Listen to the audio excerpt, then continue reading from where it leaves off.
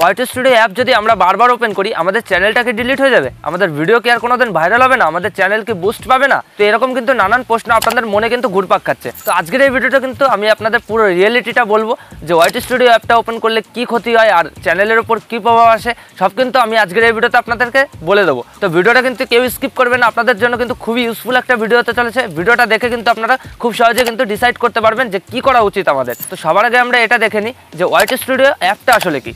তো YT studio অ্যাপটা হচ্ছে গাইস আমাদের ইউটিউবেই কিন্তু আমাদের এটা প্রোভাইড করেছে সব ক্রিয়েটারের জন্য, যারা কিন্তু ভিডিও আপলোড করে। তো এই ওয়াইটি স্টুডিওর দ্বারা কিন্তু আমরা আমাদের ভিডিও থাম্বনেলটা দিই, এছাড়াও ডিসক্রিপশন দিই, টাইটেল দিই, ট্যাগ বসাই, ঠিক আছে, ওয়াইটি স্টুডিওর দ্বারা। এছাড়াও আমাদের চ্যানেলে 48 ঘন্টার মধ্যে কত ভিউজ আসলো, আমাদের অ্যানালিটিক্স চেক করি যে আমাদের ভিডিওটা কয় নাম্বারে র্যাঙ্ক করছে, বিভিন্ন জিনিস কিন্তু আমরা এই ওয়াইটি স্টুডিওতে দেখতে পাই। তো ইউটিউব যখন নিজের থেকে এই অ্যাপটা আমাদের প্রোভাইড করেছে, তো তাহলে এই অ্যাপটা ওপেন করার ক্ষতি কি? কিছুই হবে না গাইস, এটা কিন্তু একটা ফেক নিউজ। এখন কিন্তু ট্রেন্ডে চলছে, সবাই বলছে, দেখতে পারবেন যে সবাই বলছে যে ওয়াইটি স্টুডিও ওপেন করবেন তো চ্যানেল ডিলিট হয়ে যাবে, ভিডিওর ভিউজ আসবে না, আপনাদের চ্যানেলটা গ্রো হবে না, এরকম কিন্তু নানান গুজব ছড়াচ্ছে সবাই।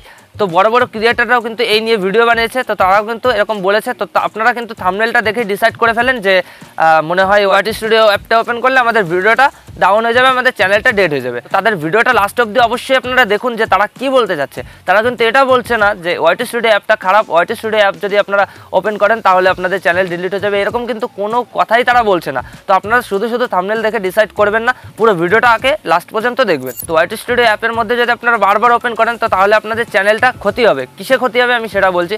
তো ধরুন আপনাদের একটা ভিডিও আপলোড করলেন, 10টা ভিডিও আপনারা আপলোড করেছেন, তো তার মধ্যে আজকে একটা ভিডিও আপলোড করলেন। তো সেই ভিডিওটা আপনারা বারবার রিফ্রেশ করে দেখছেন যে ভিডিওটার ভিউজ কীরকম আসছে, মোটামুটি ভিউজ আসছে। তো আস্তে আস্তে আপনাদের চ্যানেলের ভিউজটা পুরো ডাউন হয়ে গেল ওই ভিডিওটা, ঠিক আছে। তো সেটা আপনাদের 10 নম্বরে র্যাঙ্ক করছে। তো এবার আপনারা ডিমোটিভেট হয়ে গেলেন যে আমাদের 10 নম্বর ভিডিওটা র্যাঙ্ক করছে কীভাবে, আমরা এত সুন্দরভাবে ভিডিও বানিয়েছি, কীভাবে আমার 10 নম্বরে র্যাঙ্ক করছে। তো এই নিয়ে কিন্তু আপনাদের মনে একটা ডিমোটিভেট জিনিস চলে আসলো। নেক্সট আপনারা যখন ভিডিও বানাবেন তো তখন কিন্তু আপনারা ততটা ভালোভাবে কিন্তু ভিডিও বানাতে পারবেন না, কারণ আপনারা দেখে নিয়েছেন ওয়াইটি স্টুডিওটা ওপেন করেছে, বারবার আমাদের চ্যানেলটা এরকম হয়ে যাচ্ছে, এরকম হয়ে যাচ্ছে।